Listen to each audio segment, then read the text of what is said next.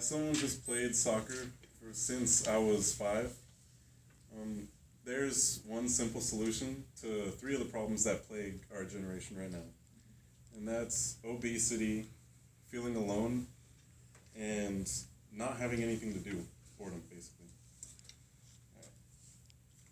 The first problem that's prevalent in our society is childhood obesity. It's terrible. Back in 1980, the percentage of children 6 to 11 that were obese was 7%, which is pretty low. 28 years later, in 2008, that number was almost tripled to 30%. Yeah, it's crazy. Obesity is the product of caloric imbalance, which means like you take more calories in than you expel through various activities that you do, like say soccer. And childhood obesity increases the odds of heart complications, diabetes, various bone and joint problems, and a lot of different types of cancers.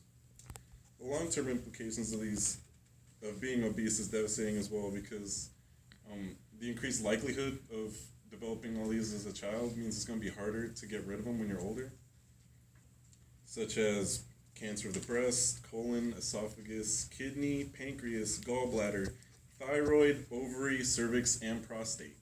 Those are all increased by being obese. And I found all those facts on the Center for Disease Control.com. Jim Thomas, a writer for Livestrong.com, says that soccer is great aerobic exercise which strengthens the cardiovascular system and helps protect against heart disease, diabetes, and many of the aforementioned type cancers. And although the physical aspect of the child's well-being is really essential, their mental health is just as important. And as stated by Nancy Rapport, an assistant psychiatry professor at Harvard, studies show that loners are actually more likely to get bullied. And people that don't have extracurricular activities that engage them with their peers really like excludes them from the general population of the students. And as high schoolers, we know that this is true. Like people that don't have a lot of friends do tend to have more problems. And according to Dr. Stephen Elard, isolation can lead to vulnerability to mental illness such as major onset depression. And children can fill this void by joining a soccer team. Each soccer team that you join is going to give you another 15 to 20 extra friends that you can meet. And you might not like them at first or ever, but it's something that brings you guys together, that bond that you have to work together as a unit to reach a common objective. And it's a brotherhood that forms between players when you learn how each other plays and where to go and what to do. And with anything that is good for you usually comes a big price tag, such as a treadmill or like a weight set or Bowflex exercise machines. I know those are real expensive. And soccer is the exception to this. Today's economy is rough. With 7.8% unemployment, it is harder and harder for parents to supply their children with good, wholesome entertainment. The beauty of soccer is that no matter how stricken one is with poverty, soccer is always an affordable, fun way to get rid of your boredom. The most expensive piece of equipment, if you're really desperate, is going to be the actual ball. Like you don't even need shoes, you can just go out and play soccer.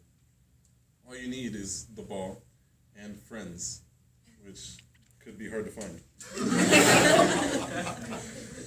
As written by Samantha Quisgard on Syracuse.com, the benefit of soccer is the simplicity. There's no helmets, pads, bats, or sticks, making soccer a very affordable sport. And all the quick change of direction and change of pace that comes with soccer is going to help you develop your synergistic muscles, which are the muscles that you don't really use when using like strict exercise machines like a Bowflex or something. It's the muscles that you engage when you're using like free weights and stuff, like doing bench press and stuff like that. And it develops those muscles that help you keep balance, and so you won't be as clumsy all the time. And the physical, mental, and economic advantages of soccer has over other forms of entertainment is unparalleled. From the poverty-stricken streets of Guatemala to the dewy green fields of England, soccer is the sport played with most fervor and passion in the world. Having played since I was a toddler, I can tell you that this sport is unmatched.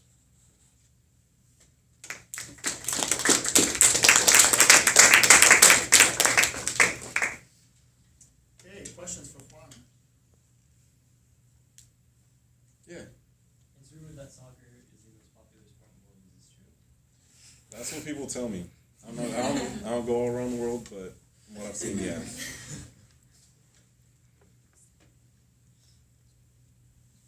Anybody else?